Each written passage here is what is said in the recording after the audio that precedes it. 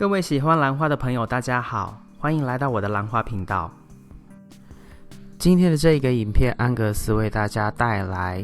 特征非常类似的两株蝴蝶兰。我们等一下要看的第一颗，也就是现在看到的这一颗蝴蝶兰，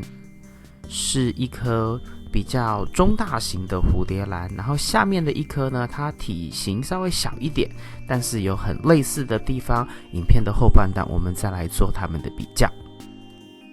这一株兰花是朋友当初送给我的礼物。以体积来说，这颗兰花是我少数几颗中大型的兰花，我绝大多数的其他兰花都是中小型居多，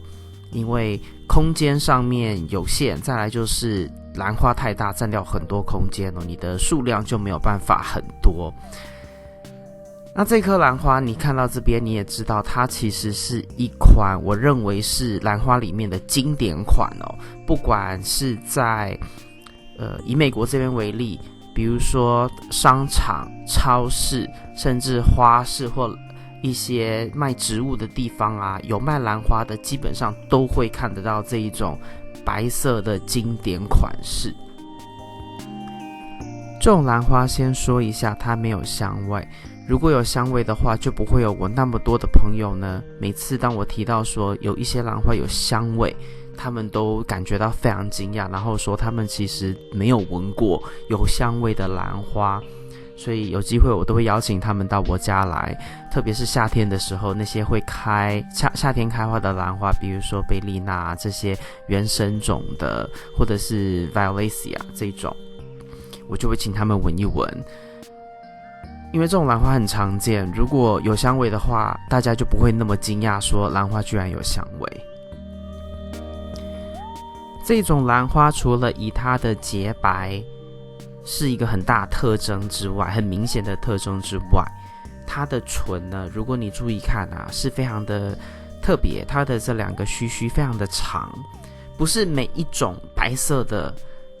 这种中大型的蝴蝶兰呢，它的胡须都会这么的长。那这颗我觉得是它另外一个蛮特别不一样的地方。这种白色的兰花，其实不管什么兰花啦，我知道有一些人呢，他们对于就是控制湿度上面呢，有时候他们会用喷水的部分来喷水的动作来增加环境上的湿度。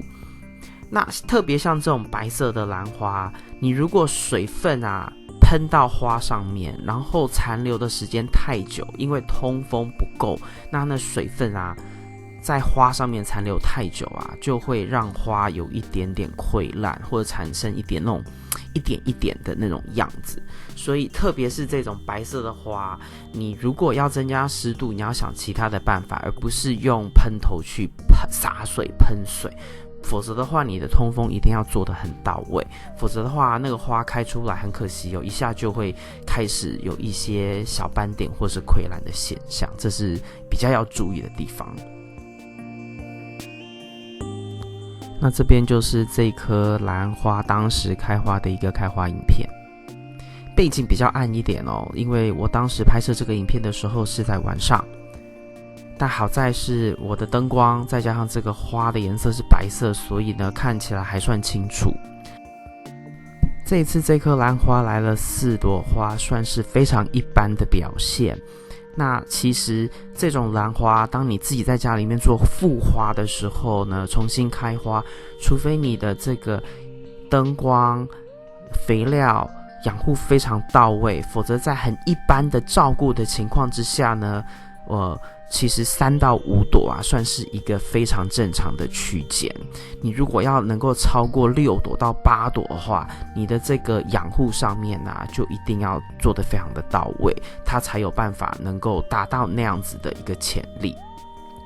那你能够看到这边其实我对它的养护真的就是有点放养，佛系养护因为当时呢，其实为它换盆的时候，我其实就是还剩下的一点水草杂七杂八的介质，我就全部都把它塞进去。那你也可以看到这颗兰花其实已经养了蛮一段时间了，因为你可以看到它的根部还有它的这整个花茎的长度其实是已经算是一棵老株了。我这棵兰花养了至少7年了，就是送给我到现在7年的时间。那给它的肥料呢，其实浓度只有包装上面写的浓度的1/4。也就是说，如果他说它是一茶匙或1匙兑1加仑啊，你其实就是1/4匙兑1加仑，或者是1匙兑4加仑的水，看你是要肥料减量还是水量增加，这样都会是1/4浓度，然后每周给。那给它的水量呢，其实是1/4杯。那有时候夏天比较热，我就会斟酌给它多一点水，或冬天比较冷，我可能就减少水分，甚至跳过1周。那这边看到的呢，是要比较左边的那一颗比较小颗的，左边的那一颗啊，是另外一颗别人送我的兰花长出来的高芽，然后变成熟之后又开花，所以当时我就把它们放在一起做比较。那主要比较的部分呢，也是因为说它们2颗都是白花，但是左边这颗兰花，它虽然是白花，而且它唇的部分里面喉咙的部分呢，特征一样，但是你看它的唇，它的须须就短很多。你等一下有几张照片是有特写，你就能够看到，比起我们第一颗比较大颗的这个，它的那个胡须很长之外啊，你看这边它是非常短的